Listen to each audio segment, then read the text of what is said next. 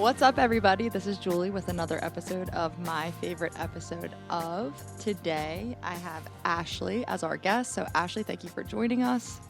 Thank you so much for having me. Of course. Ashley actually has her own podcast called Geek History Lesson. So, before we get into the show and episode that we're going to talk about today, can you tell everyone a little bit about your podcast?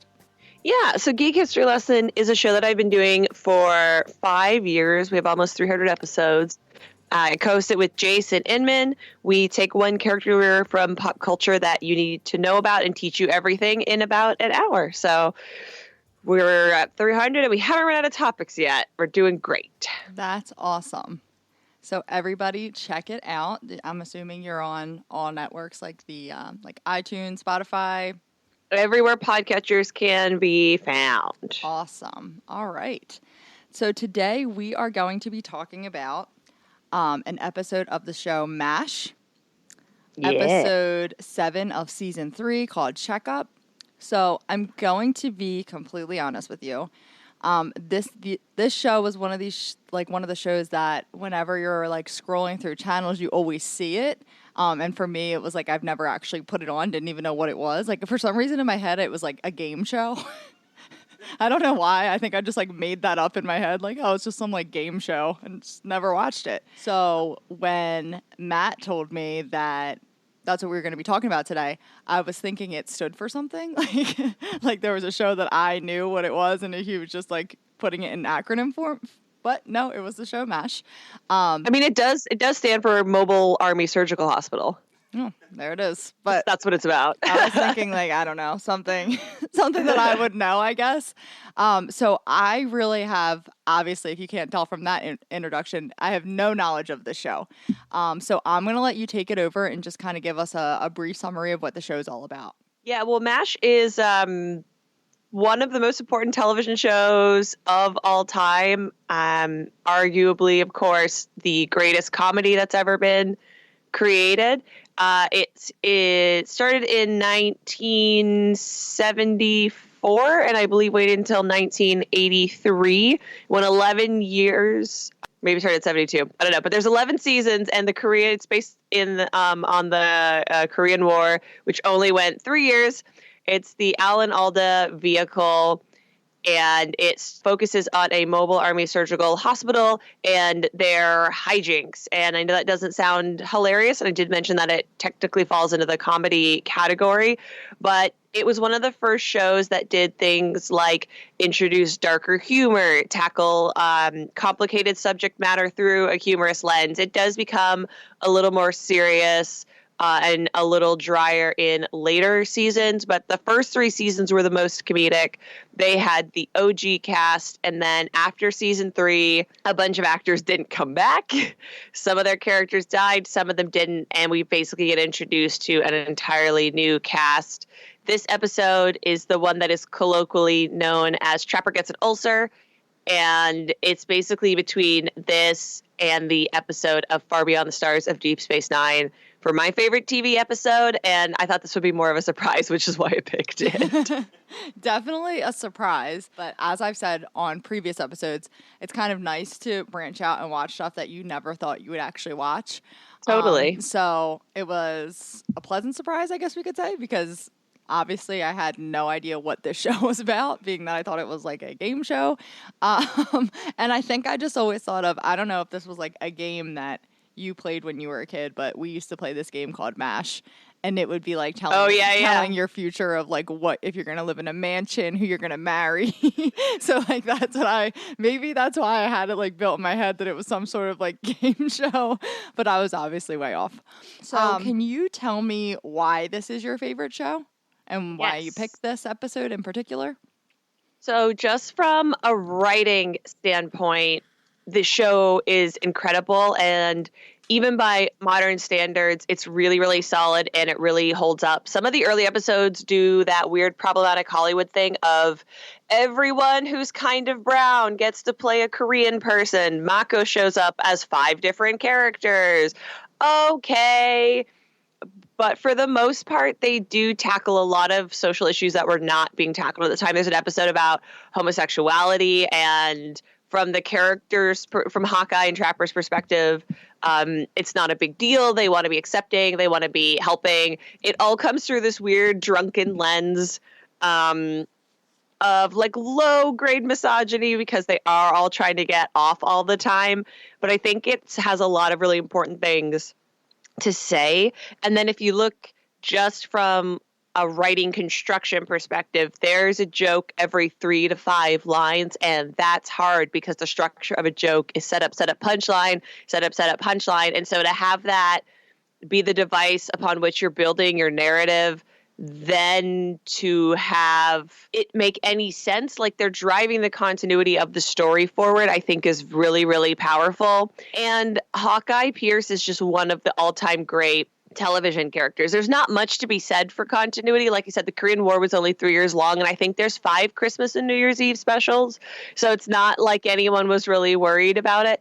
But the arc of his character from the beginning of the show and where we meet him to where we find him at the end is pretty powerful. There's a joke that you may have heard that's the baby is a chicken. That's from MASH. MASH has set up so much of what pop culture is, and every sitcom that's come after it is kind of between this and Cheers, which one they're copying. And I like this episode in particular because my favorite character is Trapper John. He was only there for the first 3 seasons. And then Wayne Rogers was told that it was going to be like a co-star. It was going to be like him and Hawkeye as the lead characters. But it becomes pretty evident beginning in the first season that like this is the Alan Alda show. Then he starts writing and directing and like really getting in charge of things. So Wayne Rogers basically got mad and left. And for me, that's a real bummer because he's replaced by a character named BJ, played by Mike Ferguson, who is really, really good. But just Trapper brings like an element of danger because he's just as good as Hawkeye. He's just as smart as Hawkeye. But he might punch you in the face, and Hawkeye would never do that. So like he brings a real edge to the show that I think especially under Colonel Blake is really like a secret sauce. And when he leaves, he kind of just quit and never came back. So the first episode of season 4 is all Hawkeye and BJ trying to drive to the airport to say goodbye to Trapper. And his bond with Trapper is so strong, and they never get a real goodbye. So the goodbye that we see in this episode that winds up being reneged due to a technicality, and because this is only season 7 of like a 30-episode season, is the only real goodbye that we get to this character. It's the only real send-off. So I find it to be really meaningful. And then Wayne Rogers actually died a few years ago on New Year's Eve. And this was the episode that we watched to commemorate him because it's such a beautiful goodbye. Yeah, absolutely. And Trapper is the one that had the stomach ulcer, correct? Yes, he's the blonde one. Yes. Okay, got it. And then so that was a great summary of why, you chose this and why this is your favorite show. I don't know if this is for my friends that listen to this podcast. I know that they didn't know shit about this show. So you kind of gave it like the full picture of like what's going on. Could you give a summary of what this particular episode is about? Yeah, so this episode is super easy to sum up. They're all getting their physicals, and the officers, most of the characters in the show who you meet who are doctors, even though they were drafted because they're doctors, because they're specially skilled, that means they get to be officers right away, as opposed to enlisted men. So most of the characters are officers. All the officers are giving physicals to each other because they're all trained doctors. Hot Lips Houlihan, who's the nurse, and truly, you can't tell in the early seasons, but like low-key one of the best characters in the entire show. She's so incredible. She's doing all of the physicals for the nurses, and Trapper John, my boy, really doesn't want to have one, and he's being really shady, and it's weird because like him and Hawkeye pretend to sleep in the same bed together, and they run around in their underwear and robes all day, so you're like, why does this matter? Who cares? Get it done. And it turns out that he has an ulcer, which if you are unfamiliar with the way the military worked in the first half of the 20th century, that meant that you could be discharged, and he's feeling some kind of way about that, which is wild because all they want to do is get discharged and go home. Then it turns out that he doesn't have to go home. He can stay, but in preparation to leave, the rest of the officers throw him a party. It's great. I wrote down, and this was in the beginning, but I'm gonna be very bad with names, so I'm gonna need you to say Sure. what the names are because I only got down a few names, honestly. I'm assuming, so is Hawkeye the one that was... Hawkeye's the lead, so that's Alan Alda, really skinny, really tall, dark hair. Okay, so the one that red wanted to bathrobe. be the doctor for the woman. Yes. Okay. So him and the guy with the stomach ulcer, Trapper. I'm like, I can't remember names. I should have wrote these down. They are doing like a toast with like, I'm assuming it's just straight liquor. Yeah, they brew vodka, and they have a still in the swamp, which is their tent. So they make martinis a lot. That's like their whole deal. That's like their main drink, yeah. And I've particularly loved his toast, which was, our kidneys, sir. They were fun while we were alive, and so were we. I was like, yeah, I feel like I can relate to that. I know when I did a big rewatch of this a few years ago, it was like right after I stopped drinking. And so all of this just makes me go, oh, my body. Yeah. You're like, I'm so sorry, liver. I know, I kind of felt the same way, especially because I had like 6 martinis last night. So I was like, oh, my liver. I totally feel that. Another part that I felt like I could relate to was is one of the guys' names Radar? Yes, he's the little, he's supposed to be like 19. I think he's fully played by a 36-year-old, so Hollywood hasn't changed. He is Henry's assistant. Man. He's got the glasses and kind of the higher pitched voice. So he's getting his physical done, and the doctor that's doing it for him like feels Henry Blake. Yeah, feels up on his tonsils, and he starts like putting his neck down and like giggling, and I'm like, that's literally me. Anyone tries to, I'm so ticklish. That part actually, I know it's like so like silly, but it made me like laugh out loud of like how he starts like giggling and like putting his neck down. His character does actually get his tonsils out, but I think it's like 4 or 5 seasons down the line, so it's not that urgent when he's told his tonsils need to come out. He actually might have been my favorite character from watching this episode. So, right, it's only a 26-minute episode, so how can someone pick a favorite character of a show that they've seen one episode of? But my phone is named after him. His real name is Walter O'Reilly, and that's the name of my cell phone when I plug it in. That's amazing. Yeah, I just thought he was so funny. Like, he was just like so odd, and I thought he was like hilarious. I laughed at like him with the tattoo, and he's like moving the anchor up and down. He's one of the only characters who actually came over from the movie. So MASH was originally a movie starring Elliot Gould and my countryman Donald Sutherland as Hawkeye and Trapper, and they only took over a handful of actors, and one of them was Radar. And actually, Father Mulcahy, the priest character, was played by Rene Auberjonois of Deep Space Nine fame, who just recently passed away. What is so Klinger? Mm-hmm. So what's his deal? So Klinger's the one that everyone knows because Klinger's the one in the dress. Klinger is trying to get Section 8, which is where you're basically kicked out of the army you're discharged. You're discharged for being mentally unfit or compromised in some way.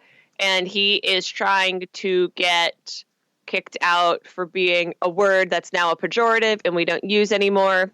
But basically for dressing like a woman. He's not pretending to be trans. He's just dressing like a woman, which is supposed to prove that he's insane.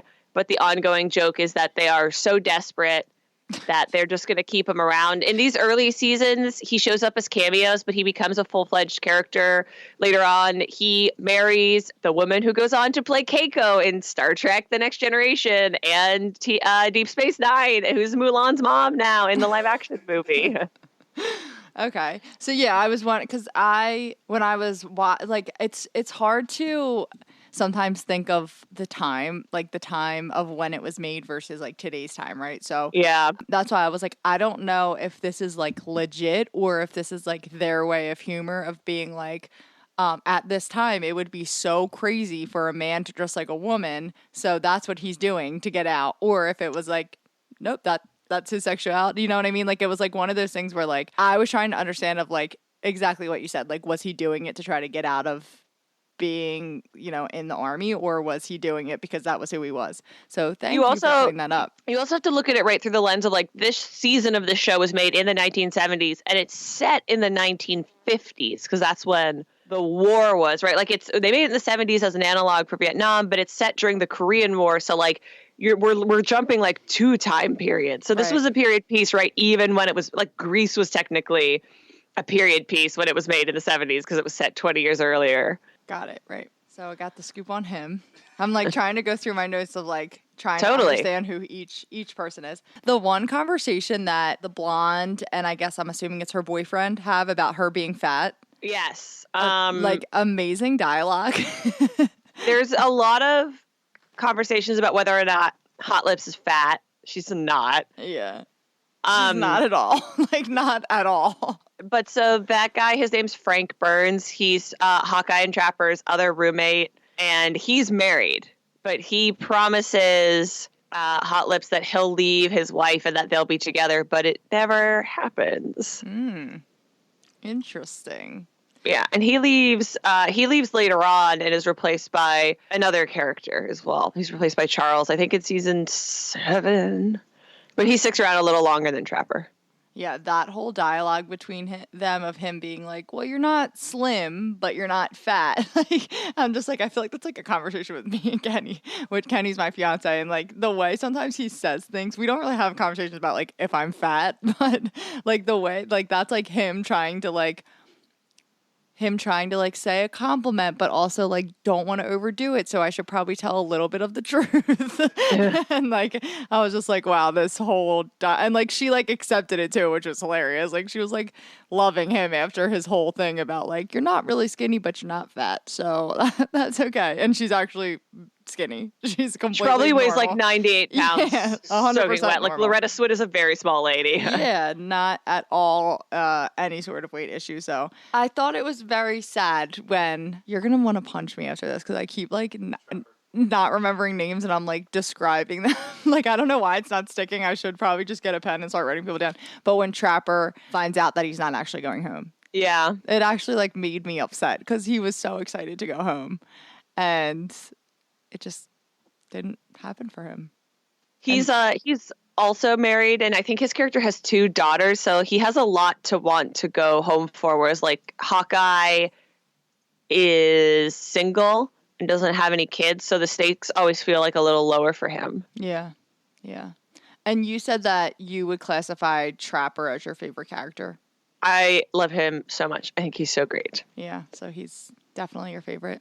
It's funny because he's such an asshole at different times. But that's also what I find very amusing about him. And this is one of the first shows that really deals with the idea of characters having like a complicated history. Like all of these characters, all the men are married, or most of the men are married. They all have girlfriends overseas, but they're sort of starting to deal with the issues of like, it's really hard to be in the military and to work in this line of service, and what does that mean, and how do you find comfort, and how do you deal with what you're seeing. And like, this is the first time that a mainstream show evolves into doing things like macabre humor. Like you always see them in surgery and they're joking, and why are they joking, and what does that tell you about them? And so all these characters who in a different story with a different spin would be less morally clear, you can really empathize with. And I think that's really interesting, and an interesting evolution of TV as a medium, because something like MASH leads you directly to shows like Breaking Bad or Better Call Saul, where all you're dealing with is that liminal gray area, because we know that that doesn't necessarily make you a bad person. Right. And it just gives you like and I know it's a comedy, but it really gives you like a more of an understanding of like how things went down when people were in the army. And it's just like when you're not in that situation, you don't really know. Like I know we have family, like our great uncles, they were in the army, and like we found out that like, I don't know, flash forward like 60 years later, one of them had a child that nobody knew about, and it was like with someone that they met overseas. And it's just crazy seeing how common that was, I guess. And it makes sense. Like in your head, you're like, wow, what a dickhead. But at the same time, it's like they're away from their fat. Like it was the norm, which is crazy. Yeah. And then you're like, wow, I wonder what that's still like. But anyway, we're talking about a TV show. Yeah, exactly. You don't want to think that still happens. Fingers crossed it doesn't, but who knows? Did you have any specific like favorite quotes from this particular episode? Because I feel like comedies, there's so many like good one-liners that you're just like, great quote. I didn't write down any quotes because I'm not good at my job. But the number one thing that always stands out to me, because obviously I've seen this episode a number of times, is when Trapper still thinks he's going home, and after Hawkeye's given him this like beautiful speech, and you really get to, it's like the only time you can really see anything like an honest assessment of the depth of their relationship from either of those men and how much they truly love each other. Like Trapper's answer is just like no charge. So together they're still going to be jokey, and they're going to have this facade until the end, because that's how they relate to each other. And the way he says it, and like that both of them are actually crying, which is pretty impressive, because they usually give men, especially in television before like the early aughts, they give men like the emotional range of an elastic band. So to see that scene, I always find it really impactful, really meaningful. Right. And how did you get into this show? Like, was it something where you watched with like a grandfather? Like, it kind of reminded me of a show that like my grandfather would have watched, who passed away. But like totally his humor, like I could see, if he had been alive, like when we were older, this would be something that, like, if we went to his house, he would want us to watch, because he would totally still watch it, right? So was there any sort of like influence of what got you into this, or was it just one day you were like, I'm going to check out what this show's all about? Yeah, so MASH ended before my parents met, so I didn't watch any of it live.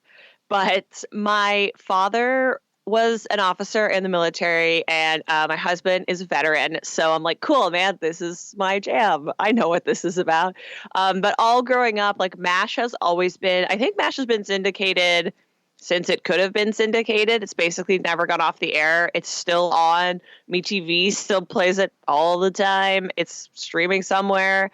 So I watched it a lot growing up with my father, just because it was always on. And then maybe 5 years ago, when it was still on Netflix, we did a big rewatch in chronological order. And it was right around the time that we started writing a comic, Jupiter Jet. So you just like look at things a little differently when you're in, sort of a comparable situation. Writing TV is way harder and more complicated and pays way better than writing comics. But that was when I noticed, like, oh, there's continuity for the first time. And you started to develop relationships to the characters that I didn't have growing up. Like growing up, I was like, oh yeah, Radar's the best, like da-da-da-da-da-da, because he's really easy to empathize with. He's really sweet, and he's the young one. So when you're a kid, you always empathize with him. Right. But then watching it as an adult, you notice things like, oh, look, Radar's reading a Marvel's Avengers comics. Well, they weren't invented until 1963, and the Korean War was over by then. So okay. How is that happening? He actually reads a lot of Shazam DC comics, yeah, which were called Captain Marvel at the time, but that's what he's reading most. And then he has a friend who he talks to over the radio, and they send comics back and forth. And I think his name is Sparky.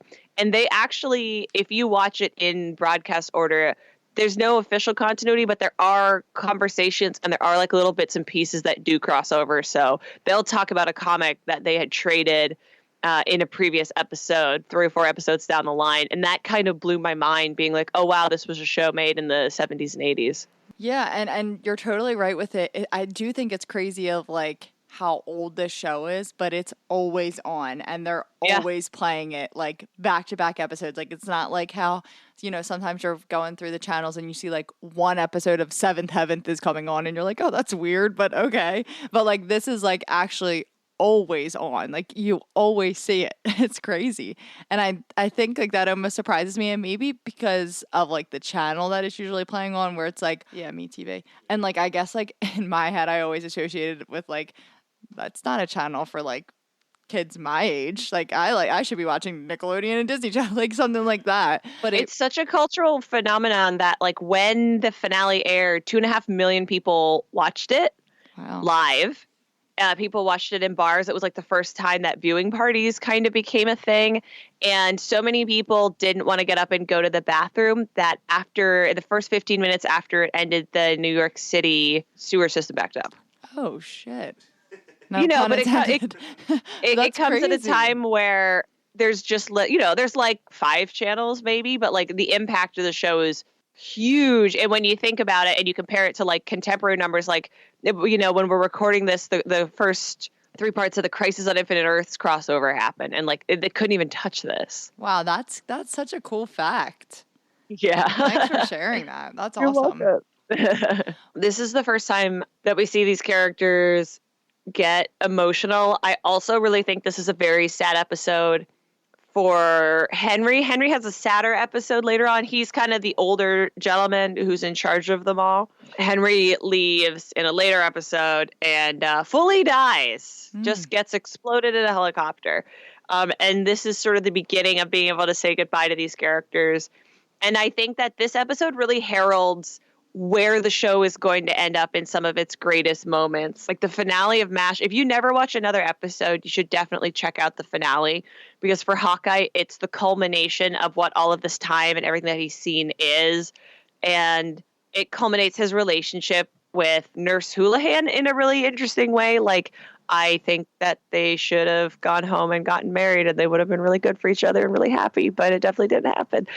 And this episode kind of heralds the tone shift that you're going to get in later seasons, where even though this is a comedy, it allows itself to deal with something that's bigger and scarier and more complicated than just jokes, but it's still dressed up like that. Right. I really just can't recommend it enough. And especially if people who are listening are interested in either like the history of television and crafting it or writing, I think the whole series is a must watch, but I think in particular, this episode should definitely be on your watch list.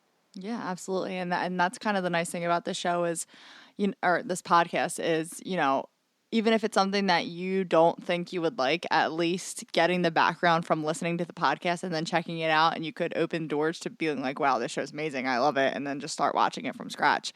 And is this the like craziest thing that you've watched so far? Yeah, probably. I've watched like a lot of I guess like popular shows. Some that there's probably like the one that was Black Books, which is a British sitcom. I've never watched that prior to one of my guests picking it. Then I had people pick like episodes of The Office, and I'm a huge Office fan, so like I was excited about that.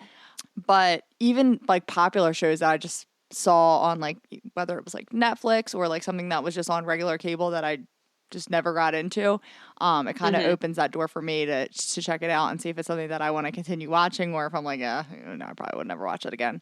So it just kind of like expands my horizon of shows too, which is nice.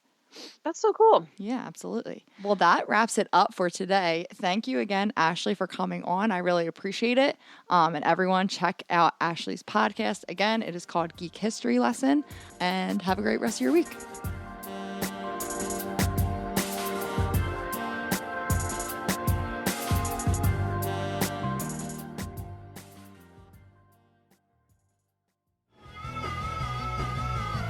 You're listening to the Geekscape Network.